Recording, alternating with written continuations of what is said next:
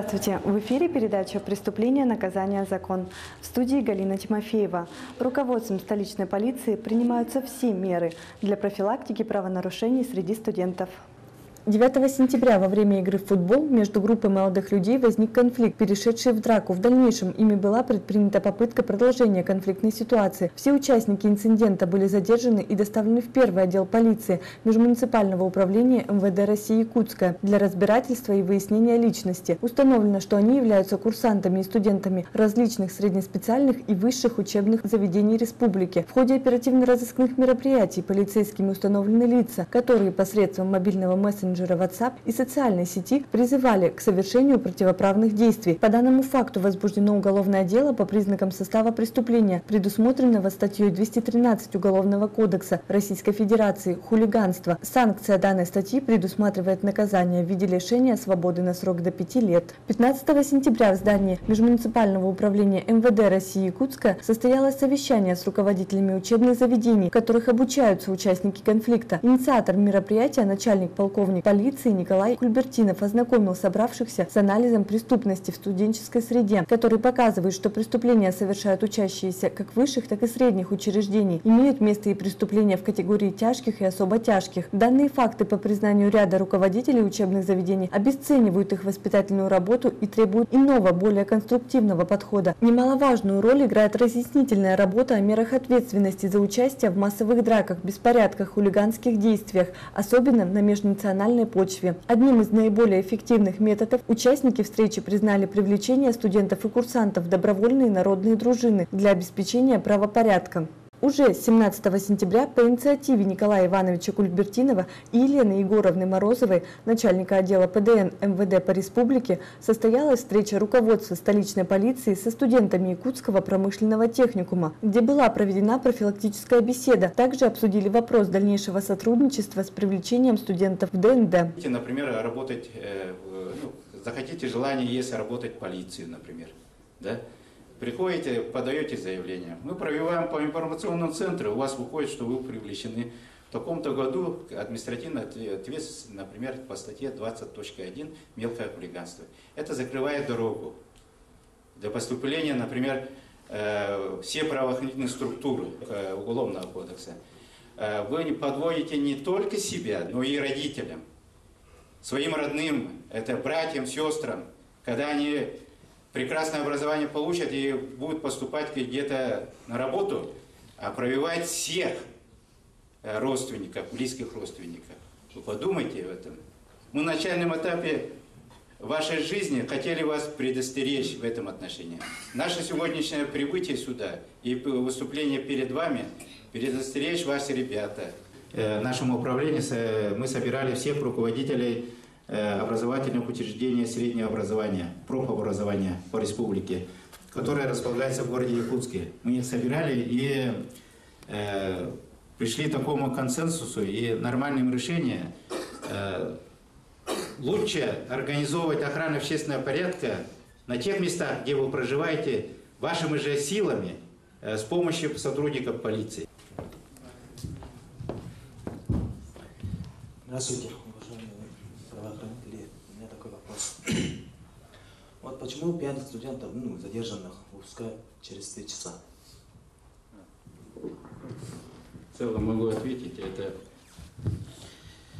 по закону, в настоящее время это права людей, демократии живем, поэтому по нашим регламентирующим документам мы больше 3 часов не можем задержать женщину. Но есть статьи, которые предусматривающие административный арест. Например, 15 суток. Все знаете, да, 15 суток.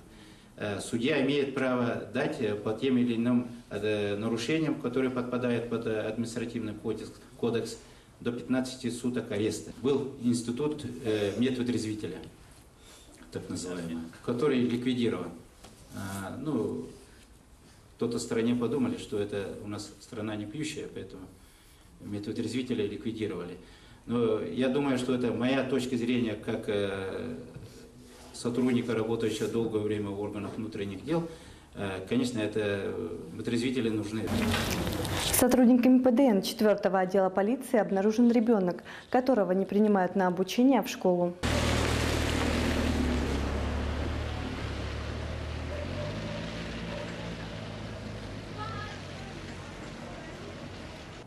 Малообеспеченная семья снимает квартиру в наполовину сгоревшем доме по улице Каландрашвили.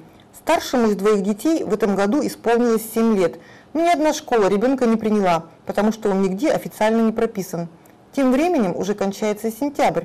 Все первоклассники в конце первой четверти уже научатся читать и писать, и этот мальчик безнадежно отстанет от сверстников, и неизвестно, сумеет ли наверстать упущенное. У нас ребенок не обустроен, да, сейчас учреждение? Ну вот не знаю, хочу сегодня после обеда в Айхал сходить. Может, сюда возьмут, как подготовительную. Нет, как подготовительно, если возраст уже 7 лет, 7 у вас лет. ребенок Ребенка должен в должны школе образовать, обучаться, да, не в подготовительном, а в 1 классе.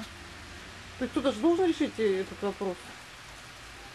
А кто вообще должен решить вопрос этот? Вообще, конечно, данным вопросом управление образования занимается. Ну, вот Ходатайство мы писали на семью Першиной, да, по поводу того, что вот ребенок 7 лет, он готовится у нас на данный момент пойти в 1 класс, но так как они проживают здесь достаточно сколько времени уже? Ну, уже 4 года. Да, 4 года, и ребенок, в принципе, ну, подготовлен. И вот, как видите, и рюкзак, и школьные принадлежности, и благотворительность была на данную семью. В былые годы такая ситуация считалась бы Министерством образования ЧП республиканского масштаба. В настоящее время только сотрудники ПДН пишут письма в различные инстанции с просьбой определить ребенка в школу. Но вопрос, который мог бы решиться одним росчерком пера, до сих пор открыт. Ребенку в обучении отказано. Я хочу учиться. Молодец. Инспекторами ПДН 4-го отдела полиции при помощи участкового выявлена нерадивая многодетная мать. На пульт оператора 02 из дома по улице Билибина поступило сообщение от соседей, что в одной из квартир 3 детей находятся без присмотра по причине алкогольного опьянения матери. Для проверки информации по указанному адресу выехал наряд ППС и участковый уполномоченный полиции. Сотрудники разбудили нетрезвую мамашу. Она пояснила, что проживает совместно с бабушкой и что пожилая женщина в скором времени вернется с работы и станет присматривать за детьми. По выявленному факту в квартиру были направлены сотрудники ПДН. Они зафиксировали, что дети проживают в условиях крайней антисанитарии, за ними нет надлежащего ухода. Вся семья содержится на крохотную зарплату бабушки, которая работает консьержкой. Мать обещает устроиться на работу, хотя поверить в это сложно. Я не пью вообще. Она вообще Может, не я пьет. спала, я не знаю, когда заходили, у меня Она вообще не пьет у меня. Ну давайте тогда напишем объяснение, что вы не пили. На самом Она деле, вообще что не было. пьет. Я вообще не мы пью. выпили, больше Понятно. никогда у меня такого нету, чтобы у меня все в семье никто нас не пьет. Дочка даже Снимать не пьет. надо, девушка. Дети все мои внуки, я их никому не отдам. Они мои. Паспорта дайте Почему ты нормально. разговариваешь? Я нормально разговариваю, я вообще не мошенник, я не знаю, как вы заходили. А если тут это, что не мои бутылки, Она идет в Айхал на подготовку. там в школу идет. В Айхал, вот в Айхал.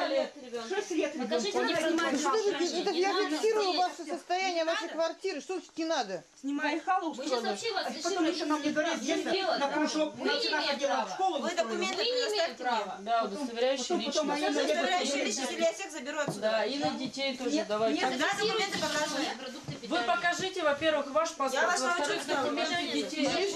А потом вы говорите, что у вас здесь бутылок нет. Вон там весь вечер сидит. Это ваша кухня? А почему у вас такой бардак? Да я убираюсь, не видите, что ли? Вы пришли стали убираться после того, как У вас вы даже зашли. стола нет, Почему а где? после того? Я после этого убиралась. Ну, а где вы кормите? Где? А вот стол. Покажите документы. Есть там продукты, да? Показывай. Есть. Как зовут вас? Покажите, девушка. Продукты покажите. Вы, получается, мама 3 детей. Да. Не надо мне снимать. Ваше лицо все равно показывать не будет на телевизоре. И не надо мне телевизор показывать. Тем более. Дети мне всегда были сыты. Не надо Я показывать, всегда их сама голодная. Во-первых, Ну, почему вы, когда мои любимые внуки? Это же дети вашей дочери. Ну и что? Так что? Пусть она сама занимается воспитанием своих детей. Ну как это? Нет. Я сама их устраиваю, сама Я их. последний раз вообще... Ну хорошо, что вы помогаете, как бабушка. Смотрите, постельное белье, все пески оно у вас. Да, это... Ну, они, дочка, она немножко ленивая, Ну да. как это немножко Я, ленивая? ну, я только пришла с работы, откуда знаю? Это же у вас не за один день такое. Когда это было? Ну, иначе меня дома не было. Я только... 3 числа. 3-го? Да? Я была на работе. 3 числа я была на работе. В прошлый раз была на работе. Она с мамой горела в Мархе на даче горели. Что, не слышали Их такой муж случай? поджег до схибить. Не слышали такой может случай? При этом выяснилось, что зимой 2012 года женщина, будучи тогда матерью 2 детей, пострадала от собственного мужа.